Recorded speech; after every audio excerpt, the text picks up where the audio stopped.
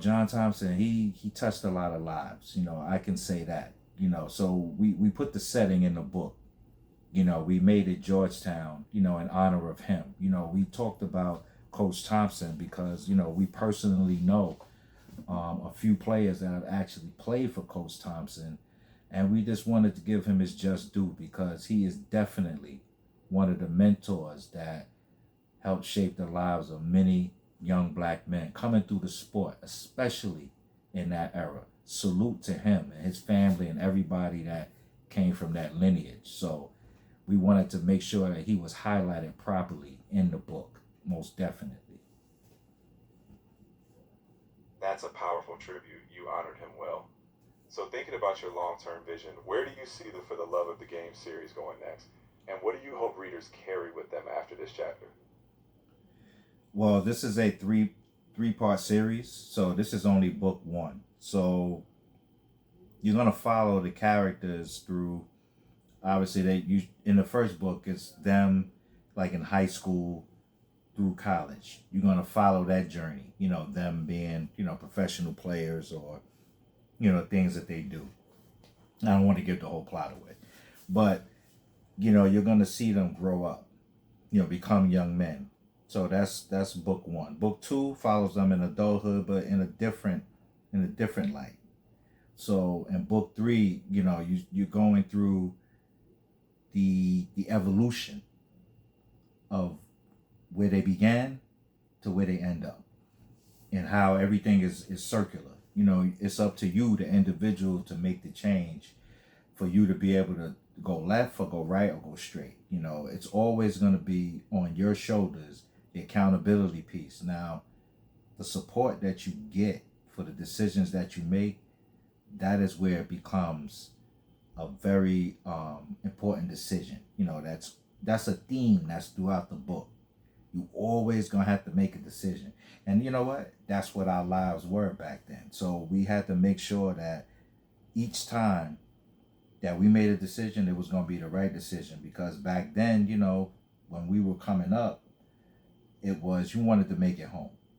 And I think a lot of people feel that way today. You just want to be able to go play your sport or, go hang out with your friends or your family and, or just be in a social gathering and not want to, deal with, certain things that, can take place, like violence and or just things that mess up the vibe. So, we wrote it in that spirit. We wrote it in an optimistic spirit. It's not the type of book where it's a bunch of pessimism. Even though pessimism is in there, it's called adversity. So it's how do you deal with adversity? Basically, that's the theme that's running through the book too. There's multiple themes running through the book, but enough where you could follow the different characters. I love that vision, showing growth, choices, and resilience over time. Thanks for sharing that. There's also another aspect in the book that I wanted to point out. One of the characters, his brother, he was a hip hop artist. So we wanted to make that connection that between hip hop and the basketball culture, because they ran synonymous and parallel for multiple decades. When you saw one, you saw the other, especially in inner city hoops. Hip hop and basketball culture was, almost synonymous.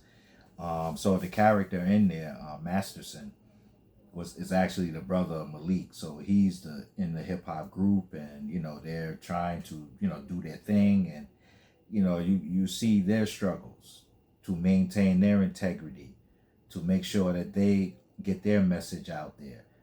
And like I said, everything that's in the book is based on an actual, true story. So we just changed some names and just made it, a composite character. So, but I'm gonna tell you like this: the people who were there in the scenes that are in the book, because we were there in the scenes, like we didn't, embellish any scenes. So we were there. Um, they're gonna know exactly who it is along the way. Like if you were there, you're gonna know who we're talking about, even if the reader doesn't know.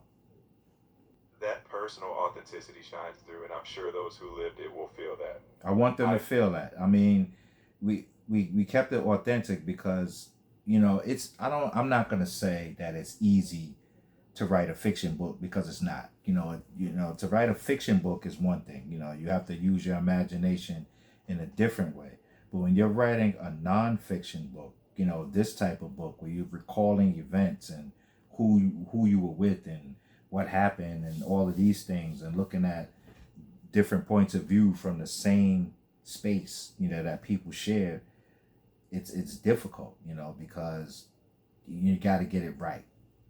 You definitely got to get it right. There's very little room for error, and it's not like it's a journalism book, but you're telling a story.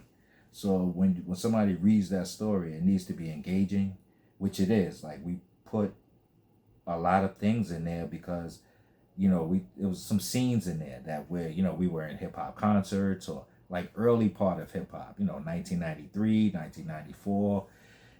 Hip hop at that point is only, like 20 years old. So nobody even thinks it's going to make it out of the 90s.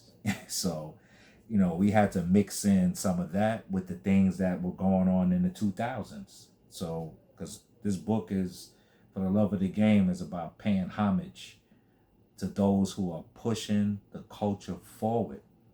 You got the yin, you got the yang. You got the saints, you got the sinners. You need both. But at the end of the day, us, we wanted to tell our story, what we've been through, what we've seen, past, present, future. You know. You've captured that essence well, honoring the past, living the present, and looking ahead. It's a story with depth. All right. I'm thinking. I put a lot of thought into it, Don. Maybe I do have an idea. I'll talk about it off camera, but I definitely want you and Angie to have a show on TGM Radio. Um, I think y'all would do pretty well because y'all actually read the books that are given to you, and you do excellent book reviews. So, but I'm just talking about a podcast, more than anything, not just because you read my book or whatever or read our book. All right, so it's just something for you to think about. So give us some thought. I appreciate that. I'll keep it in mind. And hey, whenever you want to brainstorm or bounce ideas, I'm here for it. Thanks for trusting me with your story today. All right, now, peace.